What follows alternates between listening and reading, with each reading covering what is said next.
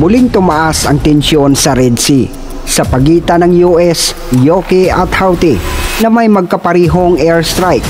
Tinatarget muli ng mga Houthi sa Yemen ang bawat barkong dumadaan sa Red Sea.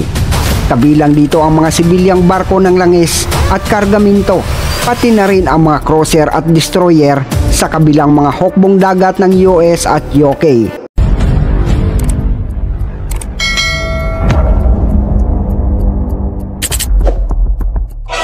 Sa muling pag-atake ng Houthi ay pawang target ang makitid na Bab el-Mandeb Strait na nag-uugnay sa Gulf of Aden patungong Red Sea. Sa ngayon, sinubukan ng grupong suportado ng Iran ang higit sa 30 pag-atake kasama ang makitid na linya. Bilang tugon, ang US at UK ay nagsagawa ng 9 na retaliatory strike laban sa mga Houthi sa Yemen.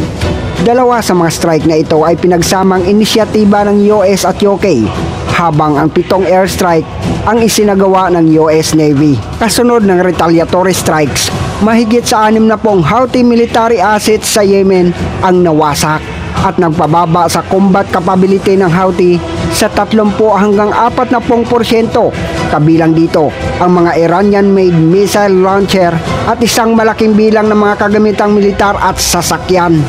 Kamakailan ay nagsagawa ang mga Houthi ng airstrike na tinatarget ang British oil tanker na Marlin Luanda sa layong 60 nautical miles southeast ng Gulf of Aden. Sinabi ng tagapagsalita ng militar ng Houthi na si Yahya Saree na 2 naval missiles ang ginamit sa pag-atake. Sa kasamaang palad, ang mga Houthi missiles ay direktang tumama sa barko. Ang barko ay nagliyab. Pagkatapos ng mga pag-atake, ang sitwasyong ito ay nagpapataas ng tensyon sa rehiyon hanggang sa pinakamataas na oras pagkatapos ng pag-atake ng Houthi sa Marlin Luanda. Pinindot ng United States at United Kingdom ang buton para sa magkasanib na operasyon. Ang koalisyon ay nasa mataas na alerto kahapon ng umaga. Inihayag ng US at UK ang kanilang ikatlong magkasanib na strike laban sa mga Houthi na nagmarka ng ika-10 strike sa kabuuan laban sa grupong suportado ng Iran sa rehiyon. Ayon sa Al Masirah Television ng Houthi noong Sabado, ay nagsagawa ang US at UK ng 2 airstrike na nagtatarget sa daungan ng Ras Isa, ang pangunahing terminal sa Yemen ng pag-export ng langis. Ang pinagsanib na hakbang ng US at UK ay isinagawa matapos muling umatake ang mga rebuilding Houthi sa mga barkong dumadaan sa Red Sea. Kabilang ang airstrike noong Biyernes na nagdulot ng sunog sa isang British fuel tanker. Inihayag ng command center na winasak ng militar ng US ang Houthi anti-ship missiles na nakatarget sa Red Sea na handa ng ilunsad, at ito ay lubos na yumanig sa mga Houthi sa Yemen. Sa kabilang banda, inihayag ng militar ng US na ang tanker ng Marlin Luanda na nagpapatakbo sa ngalan ng kumpanyang pangkalakal na Trafigura ay nasira sa mga pag-atake sa daungan ng Ras Isa. Gayunpaman, dumating ang USS Carney ng US Navy upang tulungan ang Marlin Luanda na walang naiulat na pinsala sa barko kasama ng Carney's intervention kung aling panig ang magpapakilos ngayon sa rehiyon. Tila malamang na ang mga Houthi sa Yemen ay magpapatuloy sa kanilang pag-atake sa mga puwersa ng US at UK Navy, kabilang ang sibilyan ng mga barko ng langis at kargamento sa Red Sea. Tulad ng iyong nalalaman kamakailan, sinabi ng tagapagsalita ng militar ng Houthi na si Yahya Saree na ang mga tensyon sa Red Sea ay hindi matatapos hanggat hindi natatapos ang digmaan sa pagitan ng Israel at Hamas. Gayunpaman, ang pinakabagong pinagsanib na US at UK airstrike sa rehiyon ay maaaring mapuwersa ang Houthis upang umatras kahit papaano. Ang Iranian-backed group ay muling kailangang isaalang-alang ang pagpigil sa rehiyon kapag naglulunsad ng mga pag-atake sa mga sibilyang barko ng langis at kargamento. Kabilang sa mga pinakamahusay na pumipigil sa mga Houthis sa Red Sea ay ang mga destroyers at cruiser ng US at UK Navies. Ito ay muling napakita ng kahalagahan ng pagbibigay ng cordon sanitaire para sa mga sibilyan na barko ng langis at kargamento sa rehiyon. Ibinahagi ng mga opisyal ang mga kritikal na pagtatasa tungkol sa mga naval assets sa rehiyon.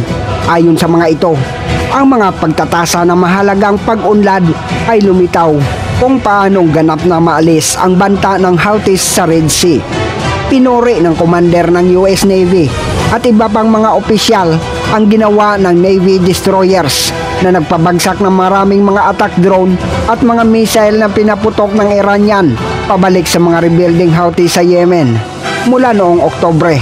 Ngunit ang papuri mula kay Vice Admiral Brendan McLean at iba pang mga pinuno ay nabawasan ng pagkadismaya. Ang ipinadalang USS Carney, Gravely, Mason, Labon at Thomas Hodner ay nakikipaglaban ng walang potensyal na key asset. Ito ay dahil sa matagal na pinlano at mahirap mahanap ng mga laser system. Ang mga sistemang ito ba ang tatapos sa mga Houthis? Ang high energy lasers o HELS at high power microwaves o HPM na mag-aalok sa surface ng fleet ng isa pang sandata laban sa mga overhead na banta kabilang ang mga drone at rockets. Ayon sa mga analyst, sa kabila ng dekada ng pananaliksik at pag-unlad at bilyon-bilyong dolyar na ginugol sa isang banta tulad ng kasalukuyang kinakaharap ng US Navy sa Red Sea, ang mga ganitong sistema ay hindi pa makabuluhan tumagos sa surface fleet at militar ng mas malawak. Ayon kay Brendan McLean, ang bilis ng pag-unlad ng laser bilang pagkakabigo ay sinabi ni McLean sa mga reporter bago ang Surface Navy Association Conference ngayong buwan na noong siya ay nasa Bahrain. 10 taon na ang nakakaraan bilang commander ng Destroyer Squadron 50. Ang USS Ponce ay may laser sa floating base nito, ngunit hanggang sa kasalukuyan ay napakaliit na bilang lamang ng mga barko ang may mga kakayahan sa laser at napakakaunti ng mga sasakyang pang-enerhiya na nakadirekta ang matagumpay na lumipat mula sa science fiction tungo sa mga eksperto sa totoong buhay. At ang mga pagsusuri ng gobyerno ay nangangatwiran na ang pagbuo ng mga naturang futuristic na armas ay kasing hamon at potensyal na nagbabago ng laro tulad nito. Mahalaga ayon sa mga analyst na nakadirekta ang mga enerhiya ay maaaring umakma sa hanay ng mga sandata na madaling magagamit ng isang US destroyer sa Red Sea. At ang kanilang malawakang fielding ay maaaring maghudyat ng isang revolusyon sa military affairs sa antas ng mga fighter jet at missiles. Ngunit sinabi ng mga analyst na ang direktang enerhiya ay makakatulong din sa mga crew ng barko na mapanatili ang isang limitadong supply ng mga bala habang nasa istasyon ng pag-verify ng higit sa 60 drone at missiles na humaharang sa mga barko ng Navy at komersyal sa sasakyang dagat sa Red Sea. Ay lubos na umaasa sa Standard Missile 2 o SM-2. Ngunit ang mga opisyal ng serbisyo ay tumanggi na sabihin ng eksakto kung ano ang pinaputok sa bawat paghaharang.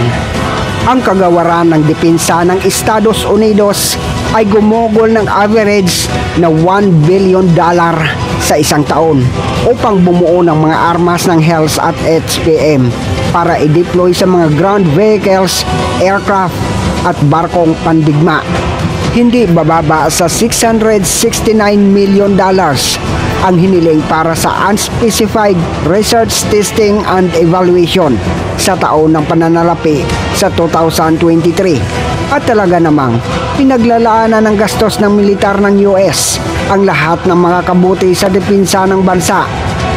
Pinabagsak naman ang isang barkong pandigma ng British noong isang gabi ang isang illegal na pag-atake ng drone ng Houthi sa isang bagong labanan sa Red Sea.